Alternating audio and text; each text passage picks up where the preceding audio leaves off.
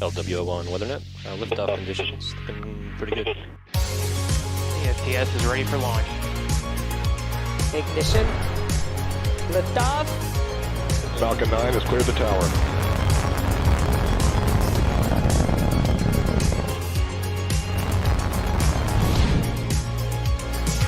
Ten, 9, 8, Side booster ignition. 6, 5, 4, 3, 2, 1.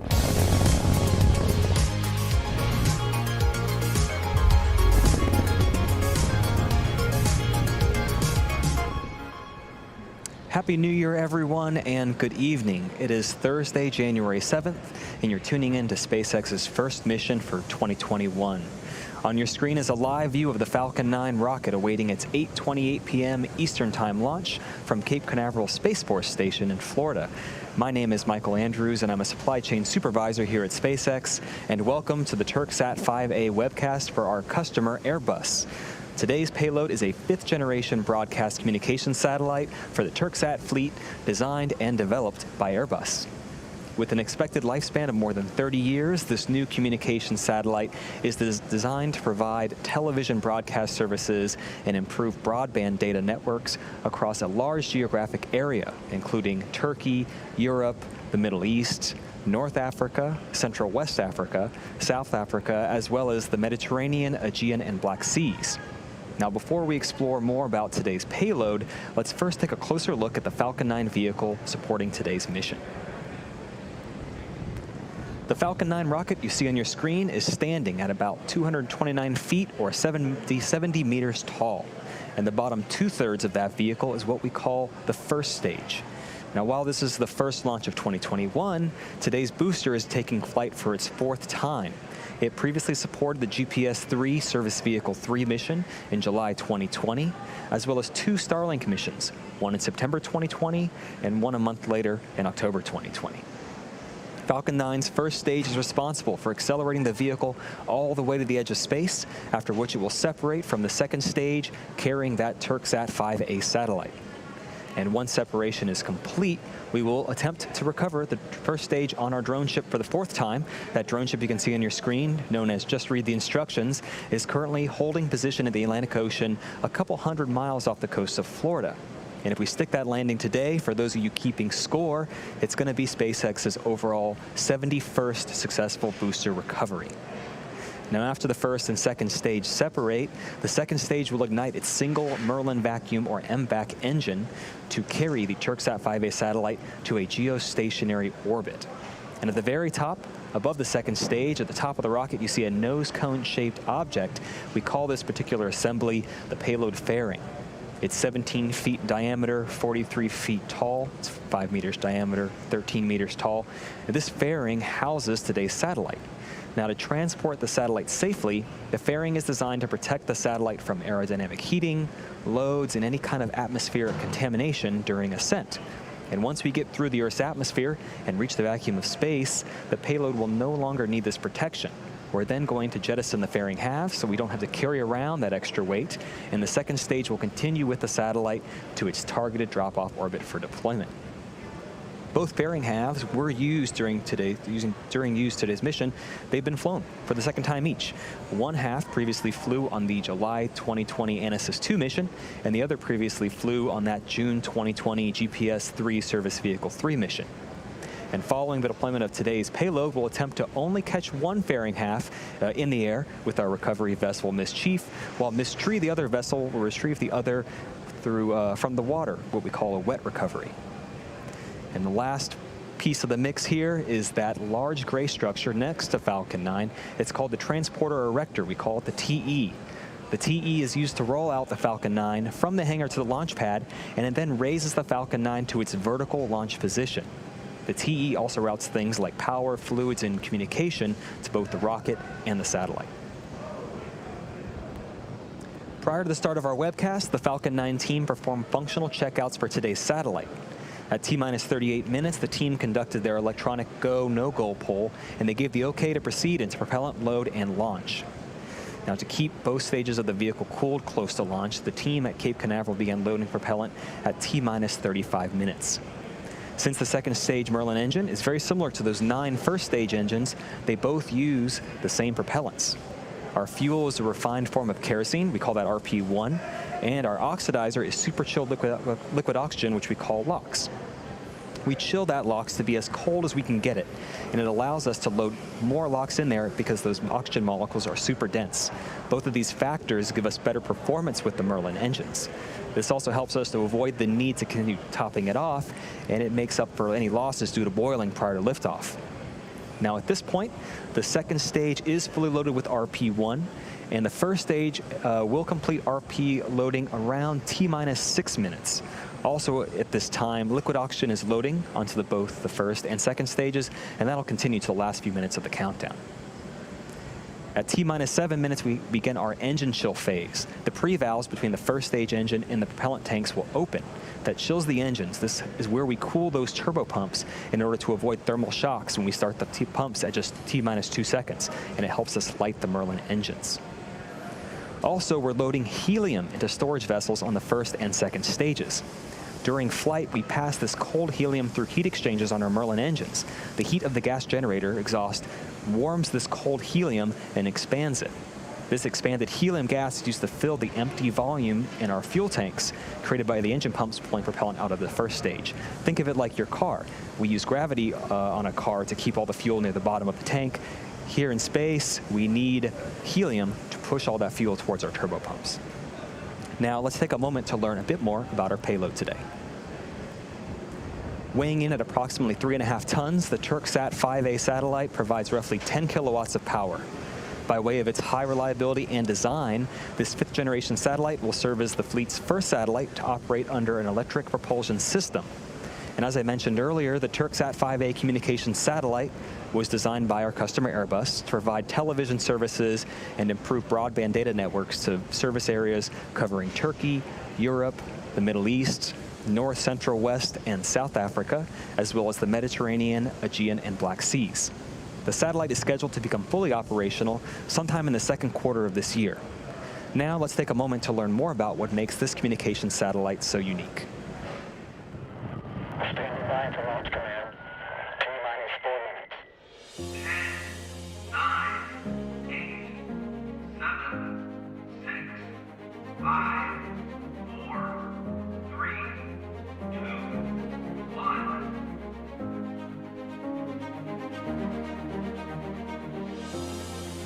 TurkSat. Past, present, and future exist at the same moment. They are all building new experiences that inspire great ideas and breakthroughs in the blink of an eye. In the pursuit of innovative technologies, TurkSat, one of the world's leading satellite operators, is now stronger in space with its new satellite fleet.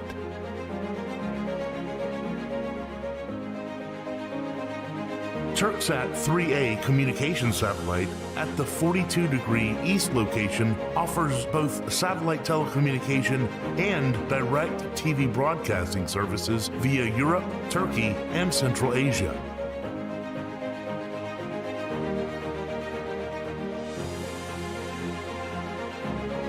TurkSat 4A provides broadcasting services within a wide area covering Turkey, Africa, Europe, the Middle East, and Asia on Ku-band.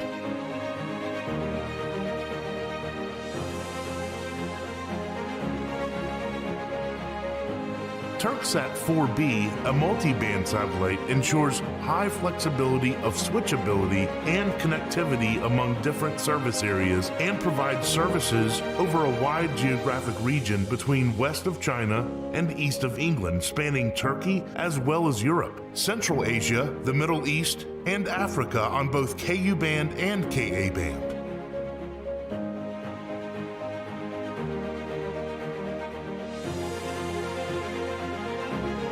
Thanks to Airbus state-of-the-art technology, the most powerful satellite of the TurkSat fleet, TurkSat 5A, upon being operational with 10 kilowatts payload power, will be active across a wide area at the 31° east orbit covering Turkey, Europe, the Middle East, North Africa, Central West load is Africa, complete. South Africa, as well as the Mediterranean and the Aegean Sea and the Black Sea.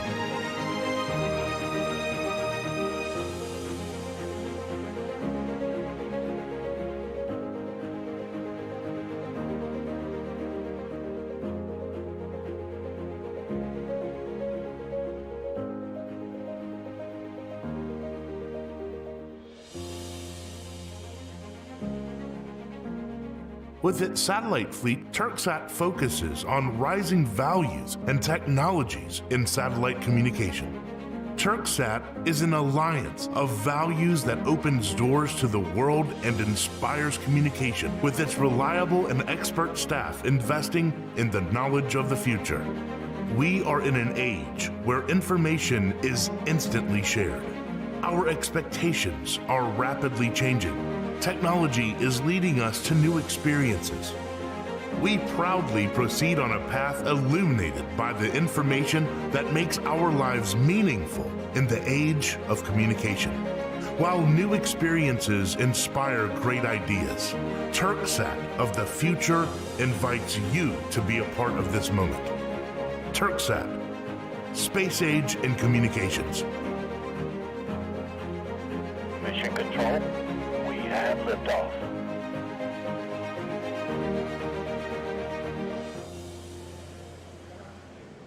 We're just about 4.5 minutes from liftoff. Shortly, the transporter erector is going to retract to its pre-launch position. We may see in a few seconds here the arms cradling right under those fairings. Watch those open up. What's going to happen is that TE is going to retract about 2 degrees from the rocket from vertical. And you can see right now those arms are opening up just slightly. In a few seconds, you'll see those arms back off as the TE retracts. And it's just, those 2 degrees is just a little bit of movement, but it's enough to clear the rocket to allow it to leave the pad. At liftoff, it's going to move to a position 45 degrees from the rocket. And you can see it's starting to retract just a little slowly there. First stage fuel loading is complete, and we're currently awaiting for the first stage liquid oxygen loading to complete. And shortly after that, at about T-minus 2 minutes, the second stage's locks will also complete. One final big milestone before liftoff. You're going to hear the announcement that Falcon 9 is in startup mode. This announcement means that the rocket's own internal computers are now controlling the launch countdown on the Falcon 9. Once the engines are confirmed to be at full power, the flight computer, which is located on the second stage, will command the ground hold downs to release the rocket right at T-minus 0. The satellite team continues to monitor the status and health of the Turksat 5A payload located inside the fairing on the top of the second stage. All systems are go on the satellite. In terms of range and weather, currently everything appears to be on track for an on-time launch. The range is green. We've been monitoring weather. The only primary concern we have is the cumulus cloud, thick cloud rule. But right now, conditions are looking favorable. The percent of violation is 30%. That means there's only a 30% chance of us postponing liftoff. So things are looking good. If for some reason we have a call on today's launch, we may be able to begin again within this launch window tonight. But we do have a similar 4-hour backup opportunity scheduled for tomorrow evening around the same time. But for now, all systems continue to be go for an on-time liftoff at 9:15 p.m. Eastern Time.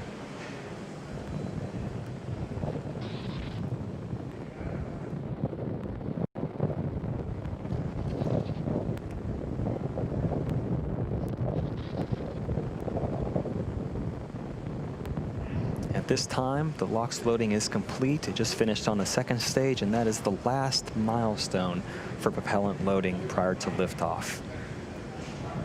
You're going to start seeing a buildup of white clouds emanating from the Falcon 9. That's perfectly normal. That's that excess liquid oxygen.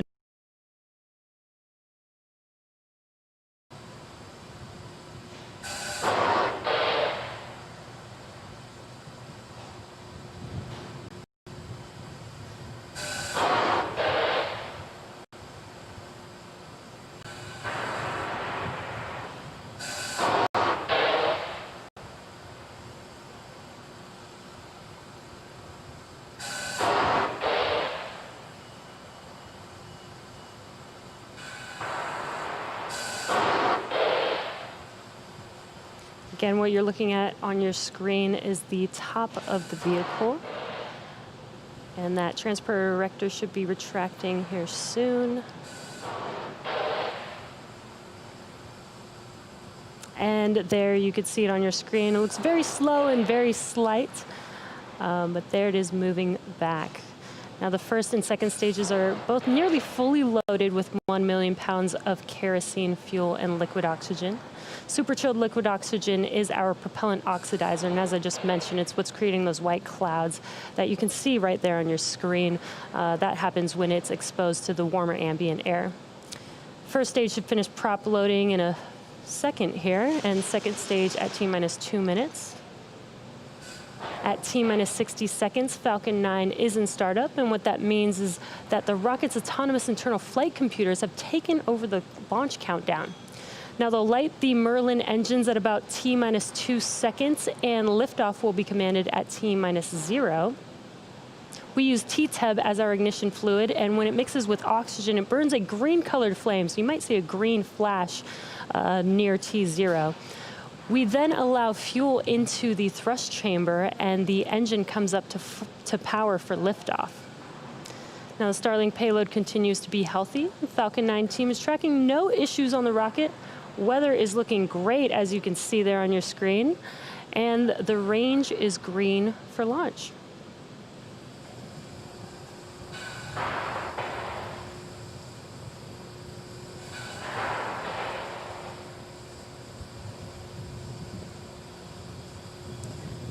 And we just passed the T-minus 2 minute mark.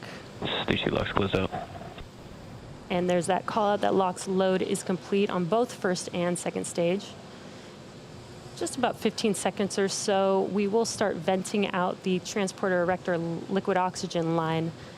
And there you can see it on your screen, those white clouds. As I mentioned, this is the venting, just clearing out the line on the transporter erector.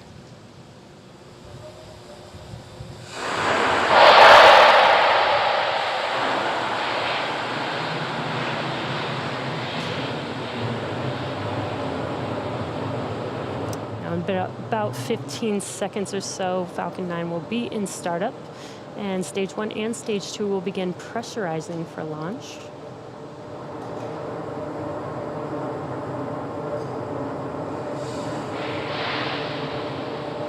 And Falcon 9 is in startup. There's that call out. Falcon 9 is in startup. Now we're waiting for the go for launch from the launch director in a few seconds here.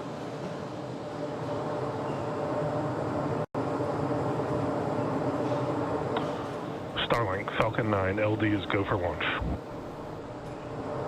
And there's that call out that we are go for launch this morning. So at T-minus 30 seconds, all systems are go for launch. So let's listen into the terminal count and watch as Falcon 9 takes our Starlink satellites into orbit. Stage 1 press for flight. Minus 15 seconds. Falcon 9 is configured for flight. 10, 9, 8, 7, 6, 5, 4, 3, 2, 1, 0. Ignition.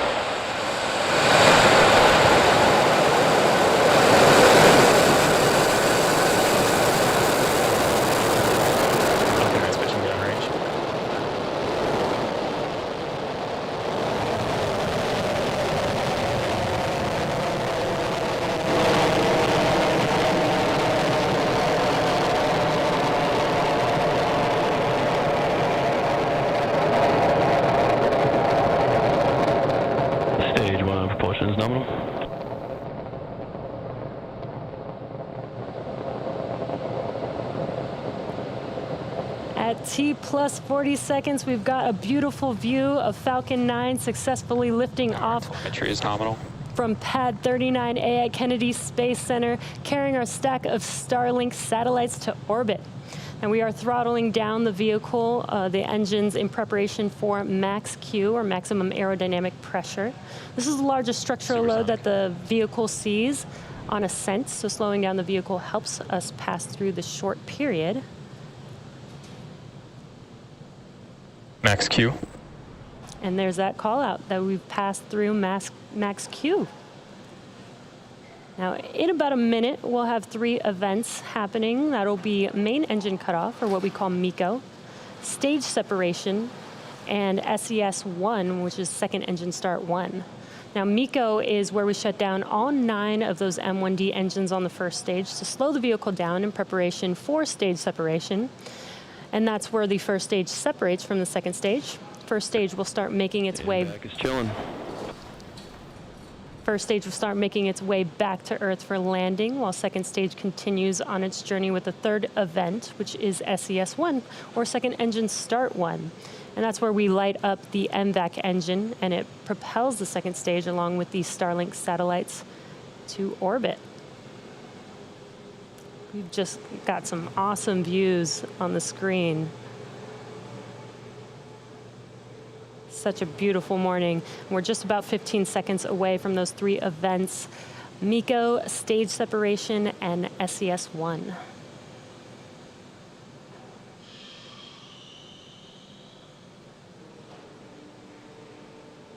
And MECO.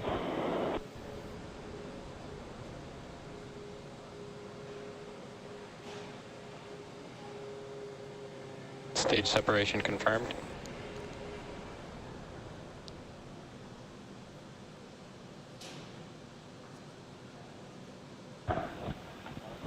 And ignition.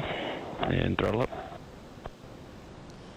And there you just saw MECO and stage separation on your left-hand screen. On your right-hand screen is the second stage.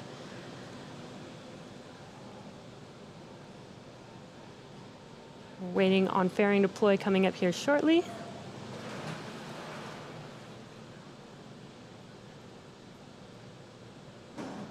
Fairing separation confirmed. And there you could see the fairing halves have been deployed, and you can see them falling back to Earth. And with that stage separation, that confirms the 8th successful flight for this Falcon 9 booster on ascent. So very exciting. And as a reminder, we will be attempting to recover the fairing halves today with our recovery ships Mystery and Mischief.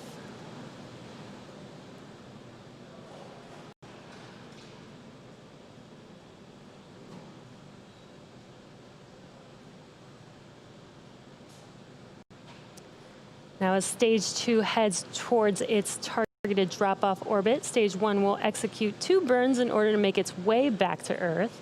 And that first burn is called the entry burn. That's where 3 of the 9 M1D engines will reignite. And this helps Acquisition of signal, Bermuda.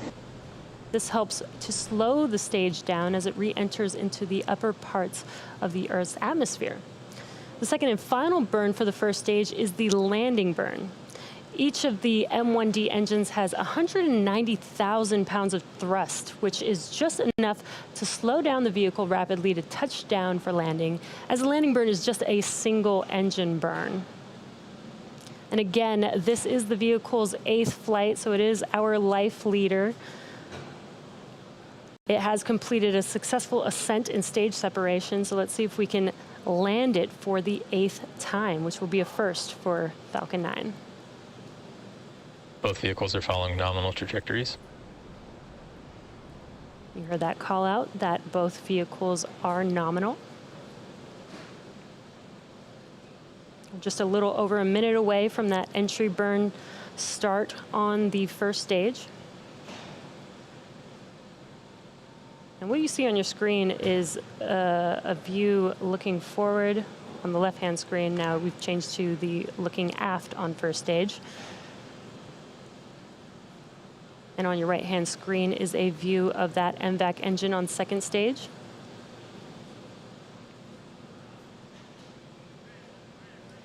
That second stage engine, that MVAC engine, has a thrust of 220,500 pounds of thrust in a vacuum. It's a pretty powerful engine there.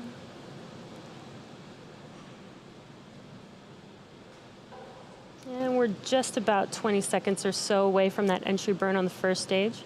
You can see those grid fins are deployed, helping to steer the vehicle. And we do use nitrogen gas burst for attitude control. Stage 1 FTS is saved.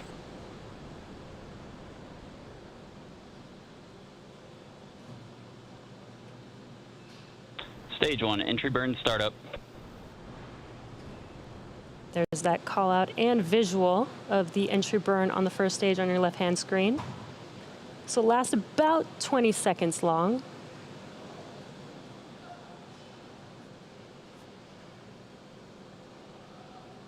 Stage 1, entry burn, shut down. And that concludes the entry burn on first stage. And as a reminder, at our recovery site in the Atlantic Ocean, ground level winds are in the forecast today. These winds are potentially stronger than what Falcon 9 has experienced on nominal trajectories.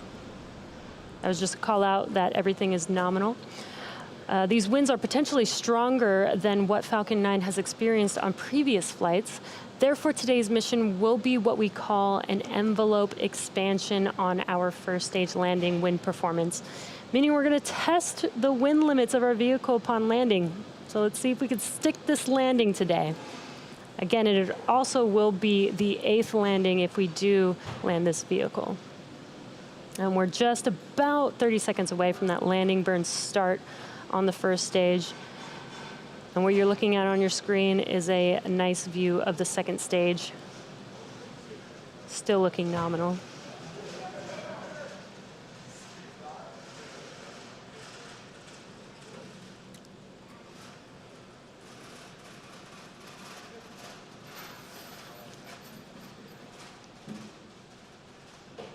Stage 1, landing burn, start up.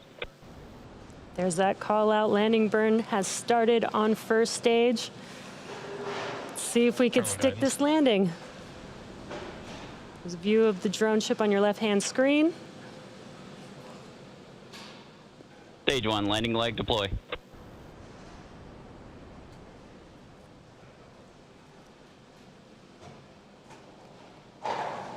Looks like we lost that live view on the first stage. We'll wait for confirmation. And there you can see on your screen, we have landed the Falcon 9 for the 8th time. This is our life leader. What an amazing morning. That is an awesome view. And we're just waiting for SECO 1 on second stage. And SECO. And there's that call out for SECO 1. Waiting for confirmation of good orbit.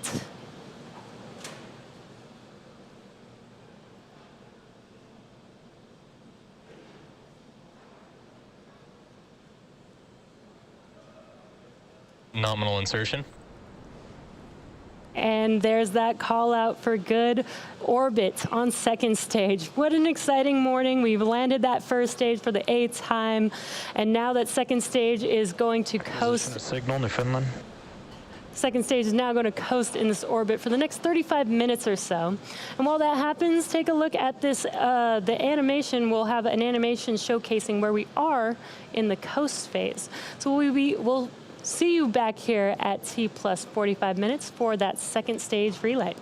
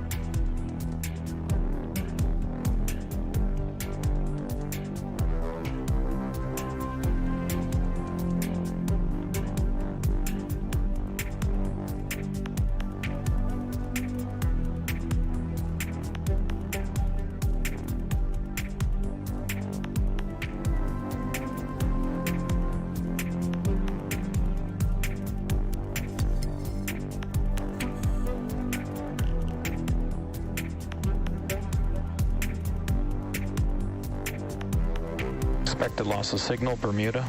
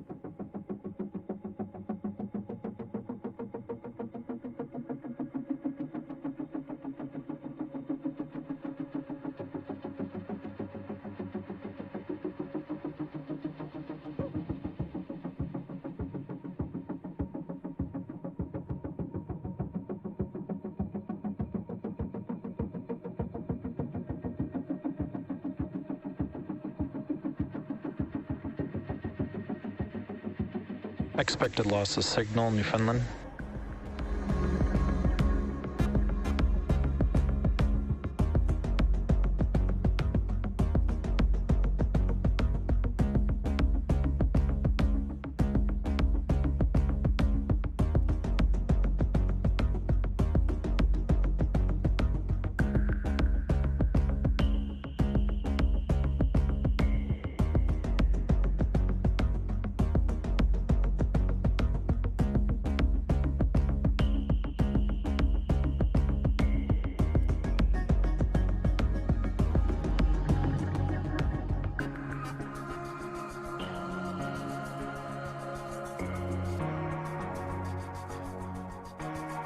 Acquisition of signal, Goon Hilly.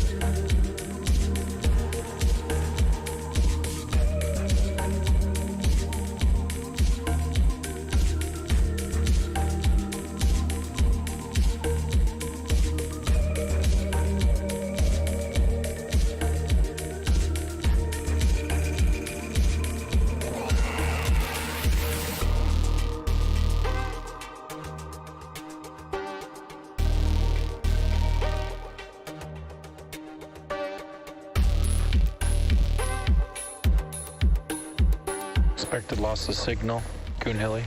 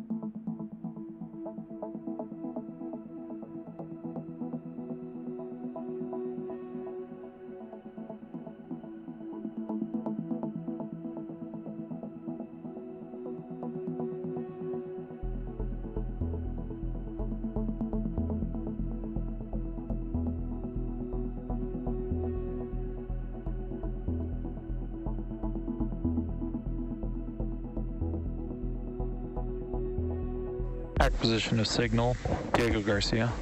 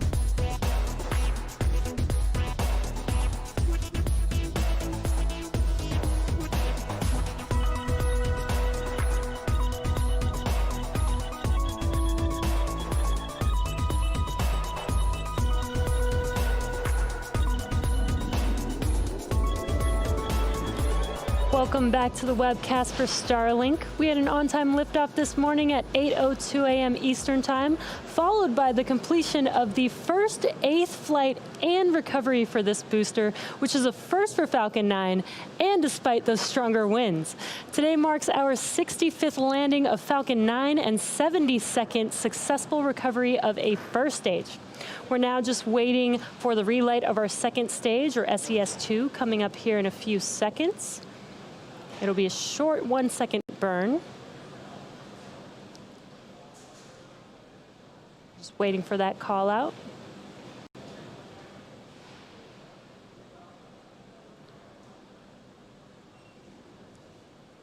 Again, it's just a 1-second burn, so it's very quick, but it does go a long way for this second stage.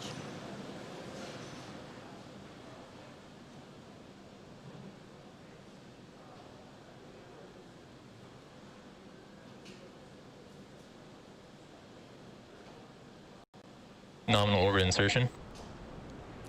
And there we heard that call out for good nominal insertion. Again, we just had SES-2 and SECO-2, just a quick burn of that second stage engine. We have another 15-minute coast phase before we deploy our next batch of satellites into orbit. And during this time, the spacecraft will start to spin along its central axis, giving the Starlink satellites the momentum they need to space themselves out over time after they deploy. While this happens, sit back and enjoy the space jams. We'll see you back here at T plus 1 hour and 4 minutes.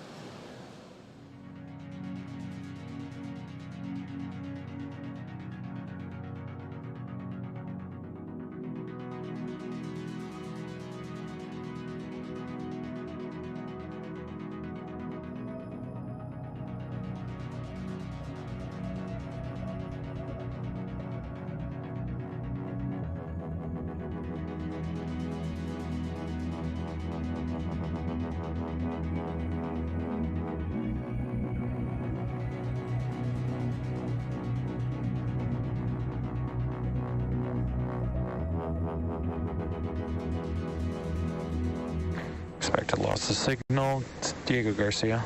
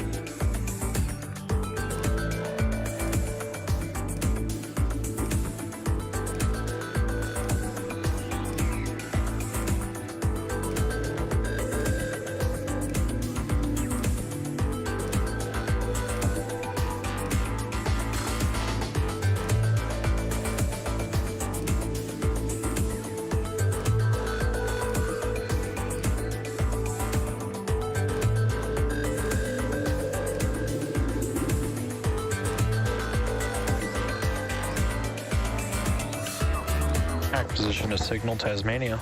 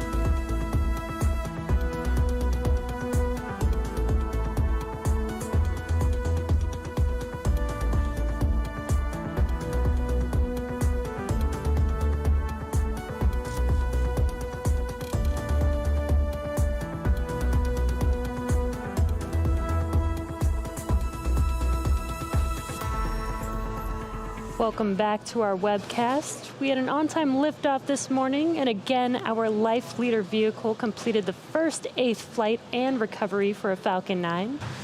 Now we're coming up on the deployment of our stack of Starlink satellites in just a few seconds here.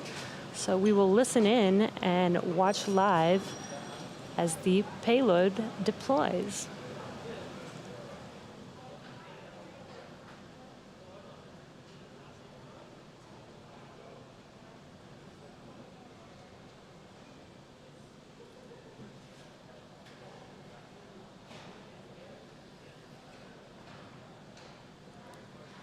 We've got the sun beaming into our camera view there.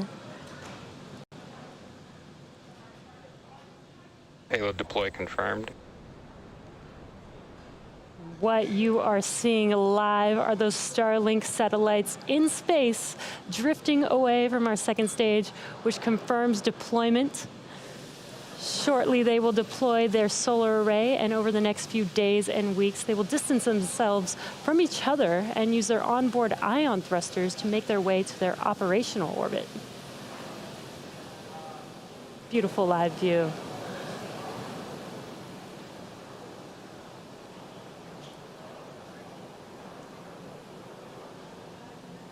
And that brings our webcast to a close. Thank you to the range and the FAA for supporting today's mission. And thanks to all of our viewers, as well as all of those in the US, Canada, and the UK who ordered Starlink under our public beta program. If you're interested in being a part of our beta program, head over to starlink.com and sign up. Thanks for joining us, and have a great day.